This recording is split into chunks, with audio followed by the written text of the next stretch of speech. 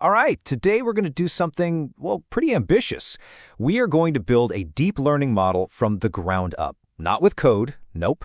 We're going to assemble it from its core concepts, piece by piece. And we're going to use the legendary Deep Learning textbook by Goodfellow, Bengio, and Courville as our official blueprint. So let's get into it. So what are we really building here? This quote, I think, just nails it. It's not about one thing, it's about two. First, the machine has to learn the best possible way to represent the data. To find the most useful features in an image, for example.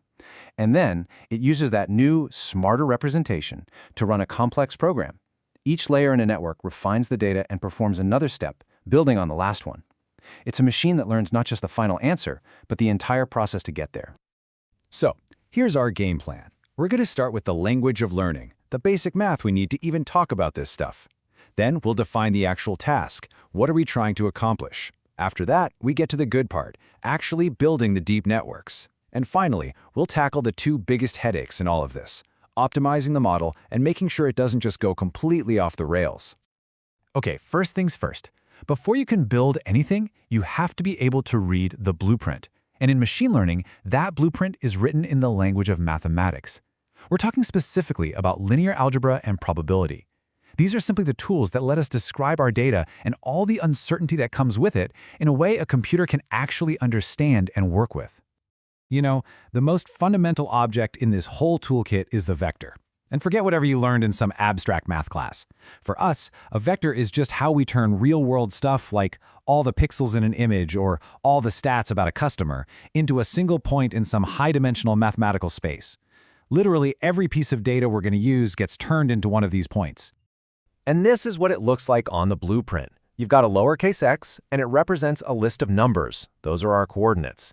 That little t up there, that just means transpose. It's a convention that tells us to think of this list of numbers as a column. This kind of clean, crisp notation is the language we're going to be using for everything else. Okay, so all of our data are now points in space. But how far apart are they? How big is any single point? To figure that out, we need a ruler. And that's exactly what a norm is. It's just a function that tells us the size, or the length, of a vector.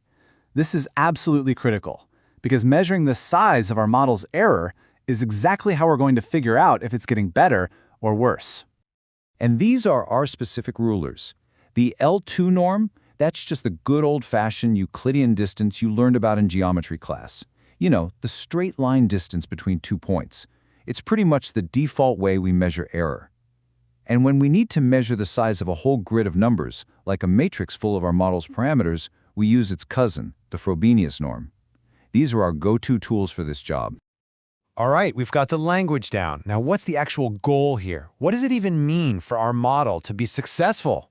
Well, here's the thing. It's not just about getting the right answers on the data we show it. The real test is whether it can get the right answers on data it has never seen before. That's called generalization, and honestly, it's the whole ballgame. Which, of course, brings us to this monster of a question. A model can totally memorize the training data and get a perfect score. But is it a good model?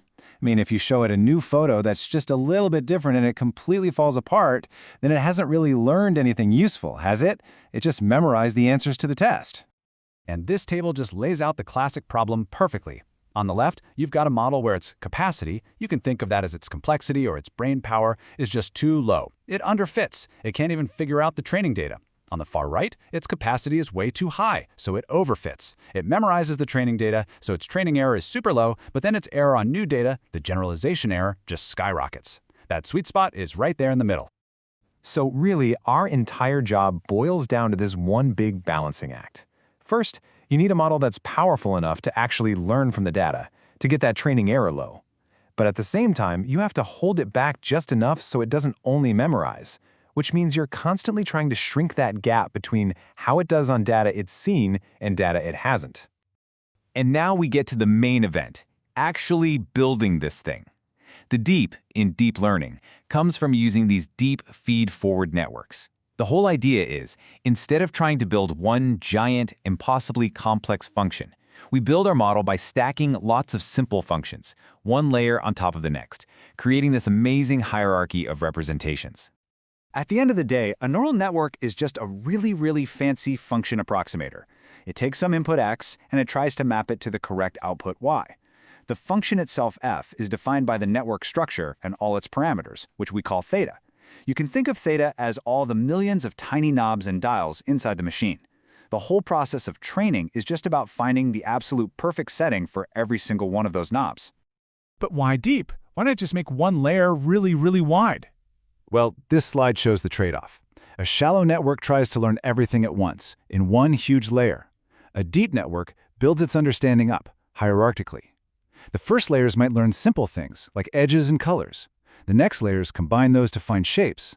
The layers after that combine shapes to find objects. And here's the kicker. For a lot of problems, a deep network can be exponentially more efficient at doing this.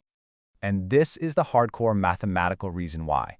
Every time we add another layer to a modern network, we're basically folding and creasing the input space, allowing the model to carve out more and more complicated decision regions.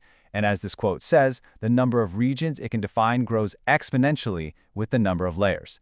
That is the insane power of depth. You get an exponential bang for your buck with every layer you add. So, great. We have our architecture. It's deep, it's powerful. But how in the world do we find the perfect settings for all those parameters, that optimal theta? I mean, our model could have millions or even billions of these parameters. Finding the right combination is this mind-bogglingly huge search problem, and that is the optimization challenge. The algorithm that does most of the heavy lifting here is called gradient descent. The best way to think about it is to imagine that our error, our cost function, is a giant hilly landscape. Our job is to find the absolute lowest point in that landscape. Our parameters define where we are right now. The gradient is basically a vector that points in the direction that's steepest uphill. So, to get our error down, we just take a tiny step in the exact opposite direction, downhill. And we just do that over and over and over again, slowly walking our way down into a valley of low error. But of course, there's a huge catch.